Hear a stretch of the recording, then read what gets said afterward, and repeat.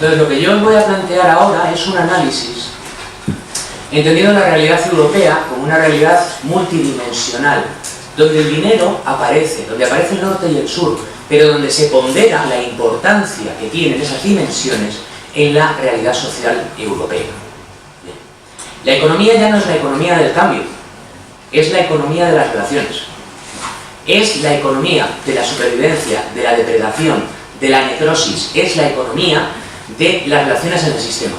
Y el marco que yo os presento hoy, el de las dimensiones sociales de Europa, es el de las auténticas dimensiones que nos separan y nos posicionan en la sociedad. Fuentes de datos, y aquí no me escapo como estadístico. European Social Survey, del año 2014, que es donde tenemos la realidad de toda Europa. Es una encuesta tremenda de opinión, donde aparecen, me atrevería a decir, la gran cantidad de variables sociológicas que definen nuestro continente.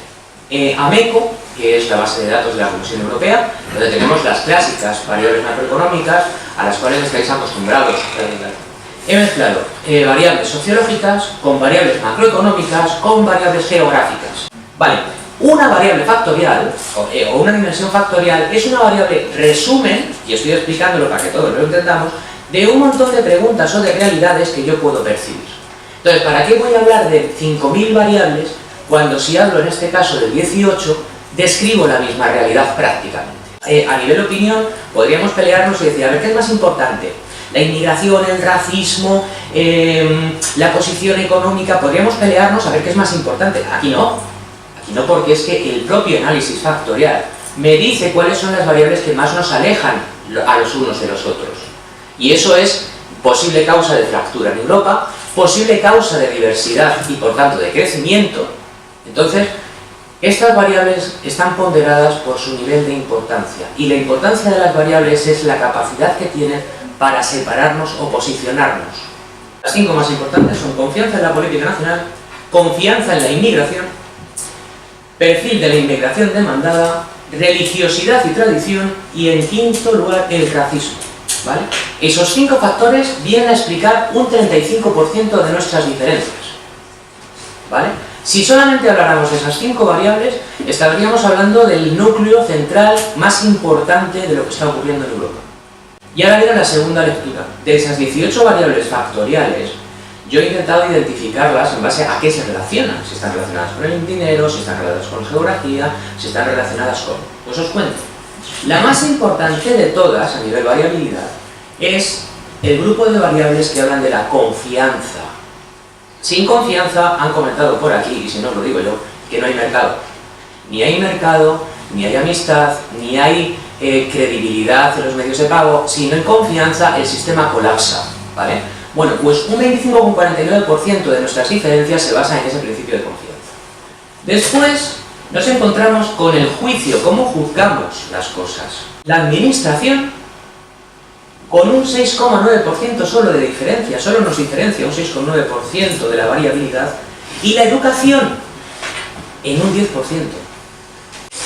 Este factor, que es el factor confianza en la política nacional, los países en azul son los que menos confían en sus gobiernos y los países en amarillo son los más confiados, ¿vale? Con lo cual, si observáis, vemos que hay una periferia en torno a la zona central de Europa, donde está Inglaterra, Irlanda, España, Portugal, que no confiamos en nuestros propios gobiernos, no tenemos confianza. Y curiosamente la confianza está en los países del norte de Europa y en la zona central. Este mapa nos podría hacer pensar muchísimo de por qué razón confiamos más o confiamos menos en nuestros políticos. Sabéis que acabamos de vivir el fenómeno del Brexit en Europa. Fijaros que curiosamente los ingleses no confían en sus propios políticos. ¿Veis el nivel de desconfianza en los políticos nacionales? Fijaros el nivel de confianza en la inmigración, en nuestros inmigrantes. Es sorprendente, confiamos más en los ciudadanos que vienen de fuera de Europa que en los de nuestro propio continente. Está el mapa completamente amarillo. El único país que no confía en los inmigrantes es Grecia, y creo que todos tenemos claro por qué, ¿no? Por la situación tan dura que están viviendo. Perfil deseado de inmigración. Bueno, pues estos colores nos posicionan un poco en esa perspectiva de qué perfil de inmigrante queremos, ¿no? Cuanto más azul, menos exigentes somos. Cuantos más amarillos, más exigentes somos con el perfil de la inmigración. El cuarto, la religiosidad. Si os dais cuenta, cosas que me llaman mucho la atención es que España, que ha sido tradicionalmente un país aparentemente muy religioso, con mucha tradición religiosa, ahora se pone al nivel del norte de Europa.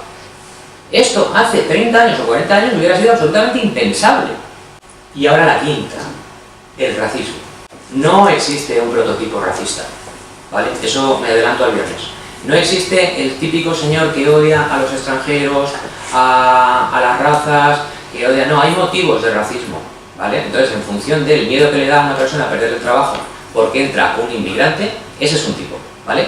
El miedo que tiene una persona a que alguien se case con su hermana es otro tipo.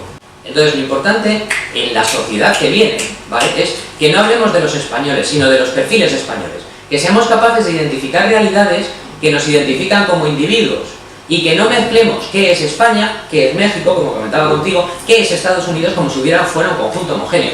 Somos individuos que formamos perfiles parecidos y que nos relacionamos en la sociedad.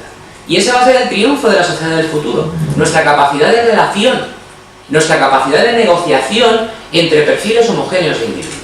Confianza en los demás. Sorprendentemente, otro cambio cultural en España que me pone los pelos de punta.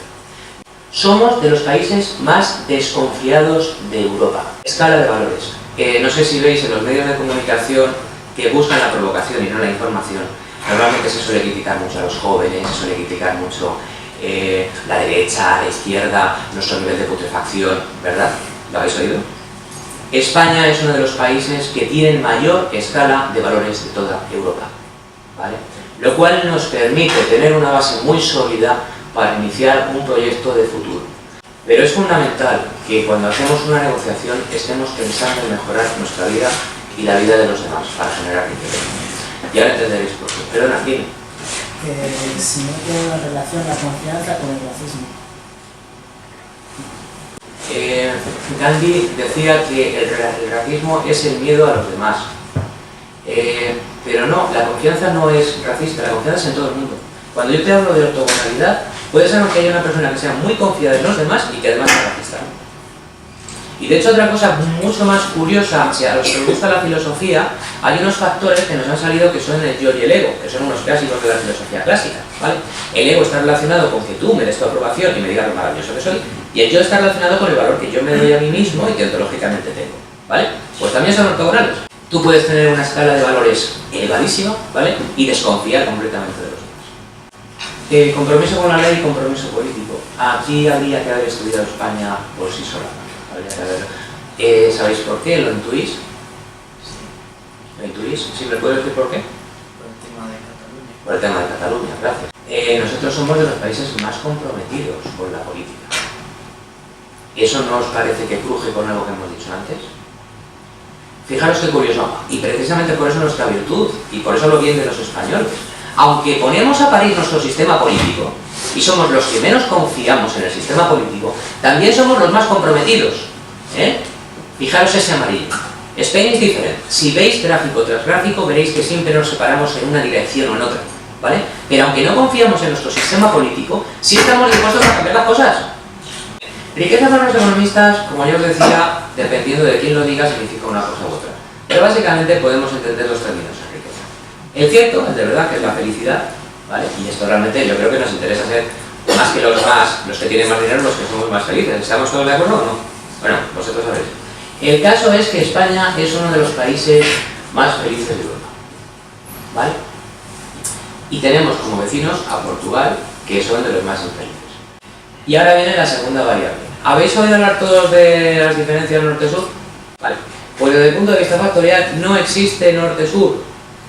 Es más bien este-oeste, ¿vale? Y además, como hay rotación factorial, más que este-oeste es longitudinal, ¿no? Es decir, cuanto más me voy a la derecha de Europa, mayor es la inversión. Cuanto más voy a la derecha de Europa, mayor es la inflación.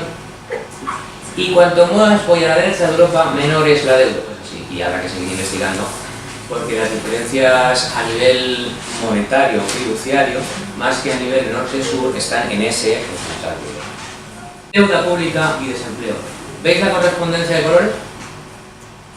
¿Os dais cuenta que aquellos países que tienen mayor deuda tienen mayor desempleo? En términos generales. Y la violencia es un estado previo a la agresión. Violencia no es exactamente que te den un golpe. Violencia es que tú estés esperando que ese golpe te va a venir. Violencia es que haya una persona en el paro que sabe que le va a venir la letra de la luz, la letra del piso, la luz, el gas, y no tiene recursos para cometer el pago de esa deuda. Y entonces, a medida que la situación se va agravando, se va generando una tensión de violencia, o sea, es decir, un germen de violencia, de que viene la agresión y no voy a poder responder. El tema del género, ¿no? Yo sé que hay quien se pasa, pero es cierto que si una persona, por ejemplo, está pensando que va a venir su marido y la va a pegar, esa persona no sufre solo cuando la pegan, sino todo el tiempo que está esperando a que esa persona llegue y pueda llegar la agresión. ¿Entendéis? ¿Qué significa desempleo para el ciudadano? ¿Qué significa desempleo para el Estado? Esto nos puede ayudar a entender por qué hay una especie de esquizofrenia en nuestra gestión. El desempleo está tremendamente relacionado con el nivel de educación, ¿vale? Una persona cuanto más formada está, mayor renta tiene. Y tengo que tirar de otra estadística, aquí viene lo realmente interesante. Si tú eres una persona que no ha estudiado nunca jamás y te has incorporado al mercado de trabajo al principio, tienes más capacidad de evolucionar en el mercado laboral que una persona que ha hecho el instituto y lo ha dejado. Y luego hay una franja que va entre el instituto y el doctorado, ¿vale? Donde más o menos se va manteniendo esa falta de competitividad, y cuando ya llegamos a valores altos de educación, entonces aumenta la renta otra vez. Eso es a nivel análisis de correspondencias. Y a nivel de regresión, que hace lineal todo, podemos decir en términos de regresión que cuanta mayor educación tienes, más dinero vas a ganar. Pero la realidad cuál es, que como no te formes bien, entras en un nivel de mediocridad que no te permite ser competitivo, ¿vale? Entonces, señores, si estáis haciendo carreras, a estudiar como leones, porque tenéis que ser los primeros. Está relacionado con el ego también. Una persona cuanto más ego tiene, más capacidad tiene de ser empleado. Interés en la política también está relacionado. Aquellas personas que se interesan en la política, curiosamente, tienen más tendencia a tener trabajo. Ahora, ¿qué significa el desempleo para el Estado? Es fundamentalmente una posición en el espacio. Dependiendo de dónde estés, tienes más deuda o tienes menos. Es decir, si yo doy por sentado que por estar en España, en una zona geográfica, tengo un nivel de deuda y tengo que tragar, pues no voy a hacer nada. ¿Tú puedes mover España del sitio?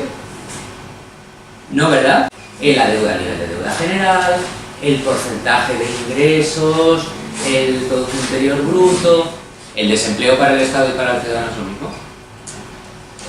No, desde el punto de vista de la relación de las variables. La deuda para el ciudadano está íntimamente relacionado con la felicidad.